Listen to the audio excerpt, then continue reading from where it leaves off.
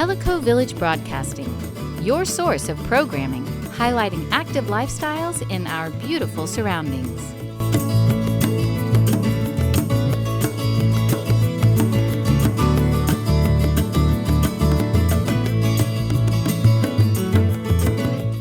Welcome to another Loudon County Update.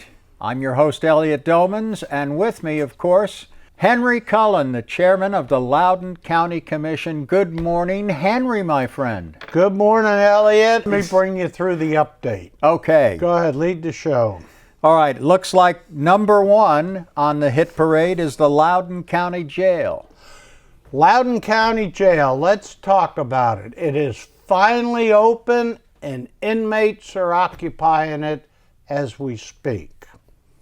We affectionately call it the Guider Bread and Breakfast, but what happened is it was finished at the end of January, maybe the middle of February. But what happened thanks to the coronavirus, Elliot, is that we had 158 inmates back when it started. Mm-hmm. When it ended, we had 88 because Judge Wicks, Judge Dale, and Judge Sledge let out some of the offenders because of the concern of the spread of the coronavirus. So it just turned them loose? Put them back out.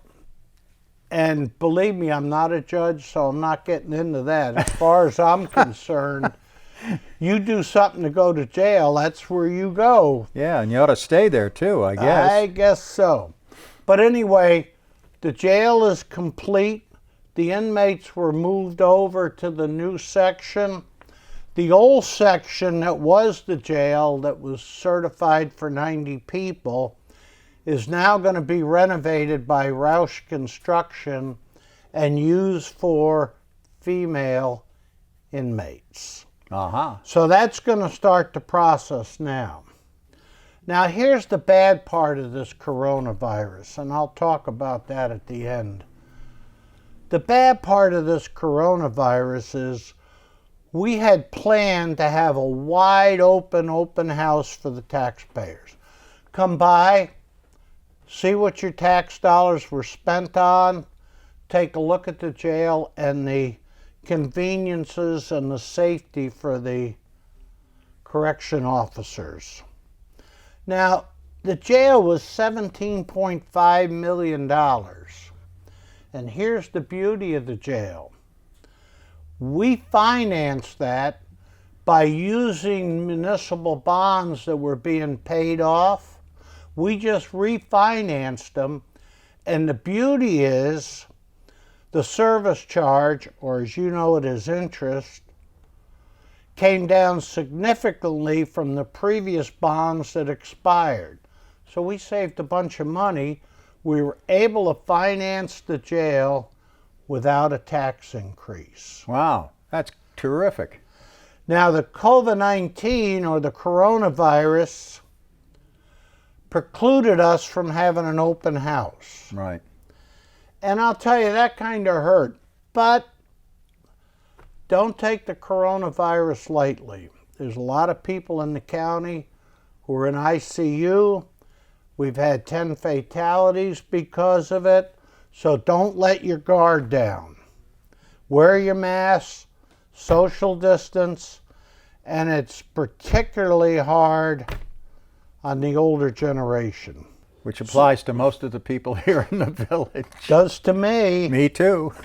But anyway, since we couldn't have a public open house, Sheriff Guider and Captain Keener did a virtual tour. And I believe you're going to put it on the link for us. We are. We have the link and we're going to put it on at the end of this program so that all you folks viewing this, regardless of where you are, whether you're in Loudon County or in East Jabip, Kentucky, you'll be able to see what the jail looks like. And it's a beautiful jail. It really is. They did a great job. And I got to tell you, Elliot, at my age, I've spent a lifetime staying out of one of them. Me too. And I have no desire to be an inmate. Yep, I think the virtual tour for me was just fine. That's it. I can turn it off when it's over. You can walk away from it You got it. instead of having to stay there. I thought they did good. And I got to tell you, people, when the camera comes on and the lights, it's kind of hard to keep going and not lose your composure, and both of them did a great job. Yep, and it doesn't look like, to me, it doesn't look like they had any edits at all. They just went straight through it from the Sally port right to the end. Right to the end, they did a good job. Yep. Number 2, I guess we've got, speaking of Sheriff Tim Guider, we've got some information on our dear friend. Let me take you through this. 2 commission meetings ago, Tim Guider was at our meeting. And at the end of his presentation, he told the commission then that he would not seek re-election in 2 years. And I got to tell you, for me, it was kind of a shock. Yeah, he's been the only sheriff I've ever known since I've come to Tennessee. 32 years, no scandals under his watch, and did an outstanding job for Loudon County. Yep. In fact, he was the force behind the COPS program that we have in the village. Yes. Now, what I can tell you is there's 4 candidates that I know are going to make a run for the sheriff in 2 years. Jimmy Davis, who's the chief deputy. Paul Curtis, who's a deputy there. Mm-hmm. Marty Ward. And the last name you're going to recognize, Dino Guider, who was a patrol officer in Lenore City. Okay. So those are the 4 candidates. You're going to hear a lot more between now and when the campaign heats up in 2 years. But I want you to know, from the county's perspective, we will have a celebration of Tim Guider for everything he's done for the county. And Good. Hopefully, please people, pray this coronavirus is gone by then. Yeah. Tim has been a great sheriff, a fantastic sheriff. He started the COPS program, which I was a member of. Yep. And he also formed, which I attended and graduated from, the Citizens Academy. And that was a fantastic program, and I think it's still running, and I hope that that and the COPS program continue to run with his predecessor. Well, if I have anything to say, both of them will run, but the Citizens Academy was put on hold again. Surprise, coronavirus. Coronavirus, yep. Well, we're going to miss Tim, but at least we've got him for another 2 years, and that's good. That's great to hear that part of it. So now we're up to COVID-19, the effect of coronavirus on the Loudon County budget. I'm like a lot of people. Coronavirus, coronavirus, coronavirus. You turn on the news, you have no idea who to believe. But I will tell you this, wear your mask, social distance, and protect yourself, because it is not a joke. But last time I was here, Elliot, I told you the devastating effect the shutdown and the coronavirus had on the county budget process. And if you remember, we had lost revenue from the courts, the clerk's office, business tax, sales tax, all sorts of taxes we took a hit on. And when we did the budget, we wrote a deficit of $1.5 million. Wow. We weren't about to raise the county taxes. Not when you're sitting at 15.9% unemployment and the people are wondering whether they're going to get their jobs back, whether they can pay their bills. So we wrote the deficit knowing we had a healthy fund balance. And the problem with county government is, by TCA, we have to have a budget adopted on June 30th, because the next year starts on July 1st. So we said, well, we're right in the deficit. We have enough money to cover it if things keep going south. But we're pretty comfortable that it's going to come back. And at the time, we didn't include any raises for the county employees.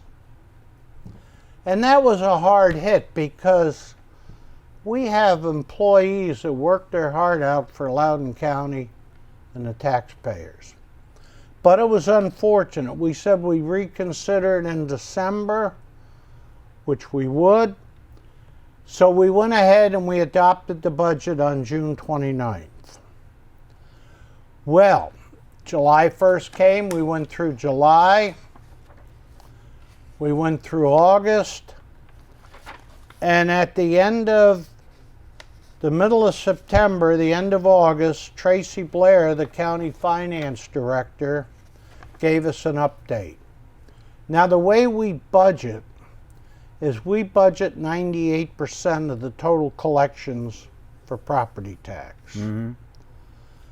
And we look at generally spending 96, 94, 95% of the total county budget from the previous year, which rolls over. Well, on September 21st, Tracy brought us up to speed as to what was happening. We realized 102% on property tax. Wow. Now, the way that happens, and everybody says, how do you collect more money on property taxes than 100%? But a lot of people pay late. We get delinquent taxes, so it ran up to 102%, which was right on the money.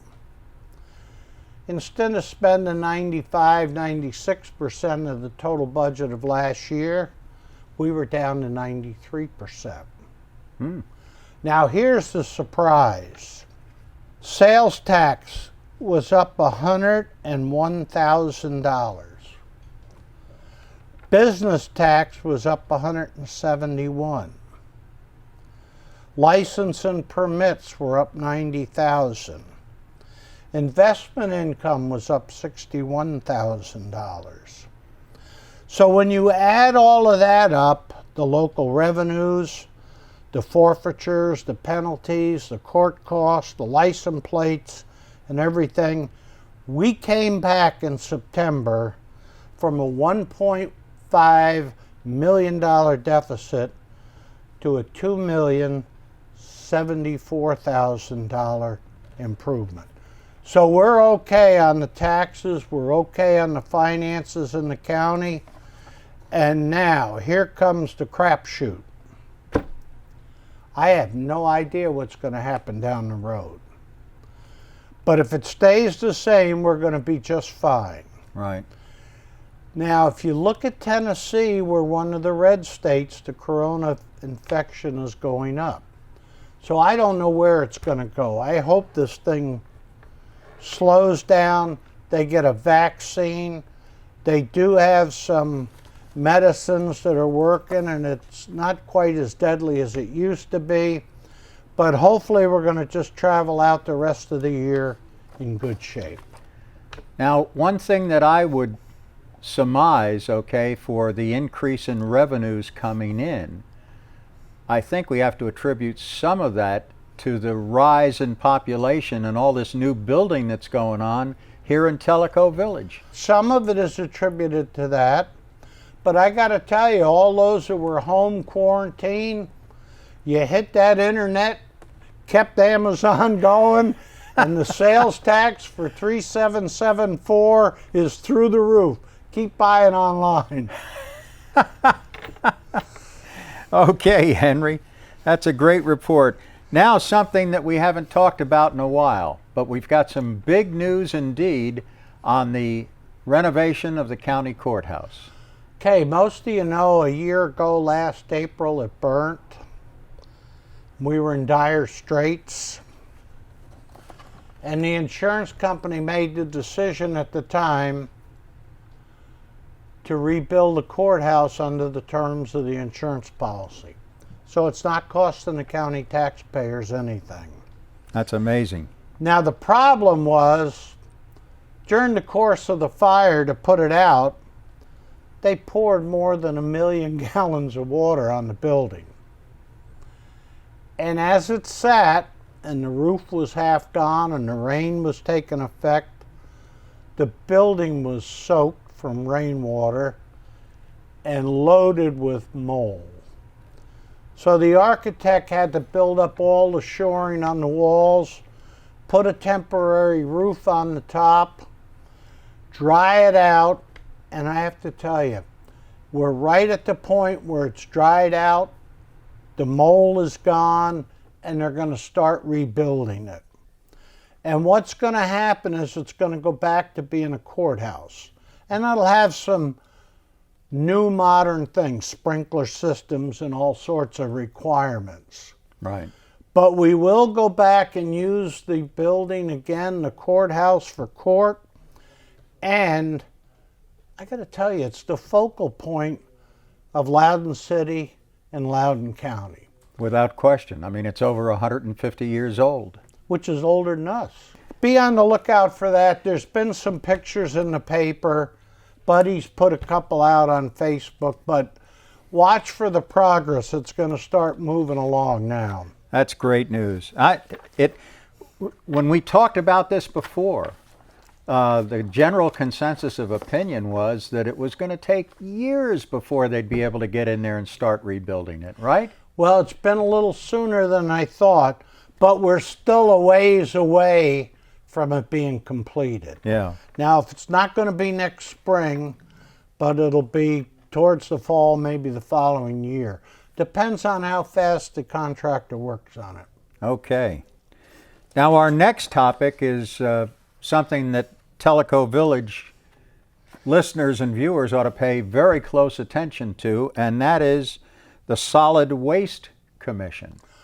Okay, Elliot, if you've watched the news, Harold, they've talked extensively about Santec.